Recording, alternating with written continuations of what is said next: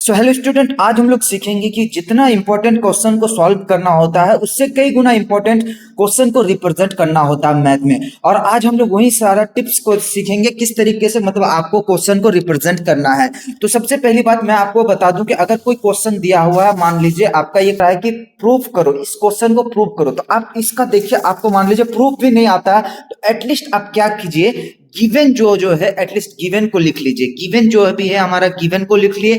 उसके बाद to proof, मतलब क्वेश्चन में ही दिया हुआ रहेगा टू प्रूफ क्या होता है उसको भी लिख लेना है। उसके बाद कंस्ट्रक्शन जो भी आपका मतलब कंस्ट्रक्ट का जरूरत पड़ेगा फिगर में, आप फिगर बनाना बिल्कुल ना भूले। फिगर में आपको जो चीज कंस्ट्रक्शन का जरूरत पड़ेगा उस चीज को आपको लिख लेना है। उसके बाद प्रूफ में आपको कोई आंसर फिर शुरू कर देना है अपना क्वेश्चन का, जिस टाइप से कोई भी क्वेश्चन रहेगा। अब देखिए, सबसे पहली बात मैं आपको बता दूं कि आप अगर आंसर लिख रहे हैं, मैथ का मैं टिप्स दे रहा हूं आपको। मान लीजिए कोई आपका आंसर आया कुछ, मान लीजिए इसका आंसर आया 4 सेंटीमीटर मान लीजिए आया, तो आप डायरेक्ट 40 आया, तो 40 को क्या कीजिएगा, आप ऐसे डायरेक्ट ना लिख के आइए, उसको इस टाइप से यूनिट्स पे लिख के आए, और यूनिट्स पे लिख के आके उसको इस टाइप से एक बॉक्स में बंद कर दीजिए। काफी इजी वे में कुछ इस तरीके से आप बॉक्स में आंसर को बंद करके आएंगे। हर मैथ का क्वेश्चन में आपको यही करना। अभी मैं इस बॉक्स में बंद करने का बेनिफिट्स आपको बताता हूं। सबसे पहले मैं देखिए, आप यहां पे देखिए, सबसे पहली बात आप ये क्वेश्चन देखिए, सेम क्वेश्चन मैंने सॉल्व किया है। अब देखिए, ये तो देख रहे हैं, ये अगर कोई भी टीचर देखेगा तो बोलेगा ये नॉर्मल ही है, चलिए नॉर्मल।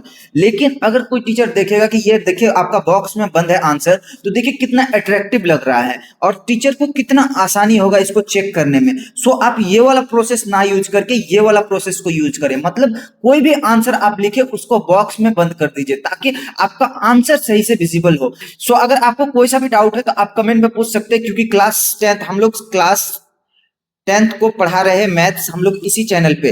सो आप कोई दिक्कत की बात नहीं है, आप डायरेक्ट मुझे पूछ सकते हैं कोई सा भी सवाल। आप देख सकते हैं वीडियोस अपलोडेड है, हर एक कमेंट का मैं जवाब देने का कोशिश करूंगा, इससे कोई घबराने की बात नहीं है। और साथ ही साथ मैं आपको और टिप्स बता देता हूं, क्या क्या टिप्स। तो चलिए उसी टाइप से हम लोग बॉक्स ए प्लस बी का होल स्क्वायर, तो ए प्लस बी का होल स्क्वायर अगर मैं यूज करूंगा तो सबसे पहले a square plus b square plus 2ab, कुछ इस तरीके से हम लोग उसको लिख के आ जाएंगे यहाँ पे क्वेश्चन के बगल में, जहां पे यूज करेंगे उसका बगल में कुछ इस तरीके से फॉर्मूला को हम लोग लिख के आ जाएंगे। आपको ध्यान रहे, इस टाइप से फॉर्मूला जब आप लिखेंगे तो आपको टीचर क्या करेंगे, डायरेक्टली चेक करेंगे और आपको आंसर देते हुए, आपको नंबर देते हुए चलेंगे, कोई टेंशन की बात नहीं है।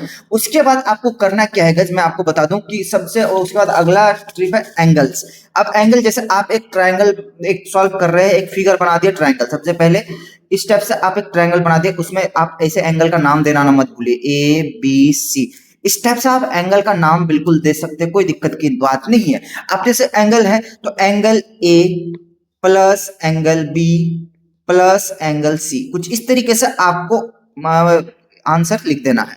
इस टाइप से मतलब आपको सॉल्व करेंगे तो टीचर को आपका कॉपी काफी अट्रैक्टिव लगेगा और वो आपको डायरेक्टली नंबर देगा। इसीलिए कोई घबराने की बात नहीं, पेशेंस रखिए और क्वेश्चंस जितना हो सके उतना प्रैक्टिस कीजिए आप क्वेश्चंस बेफिक्र। और डायग्राम बनाना बिल्कुल ना भूले, एकदम कोई टेंशन की बात नहीं है। यही सब कुछ टिप्स थे जो कि आपको मतलब फॉलो करना है एग्जाम में, और आपके इससे नंबर 10 से 15 नंबर इजीली आपका बढ़ सकता है।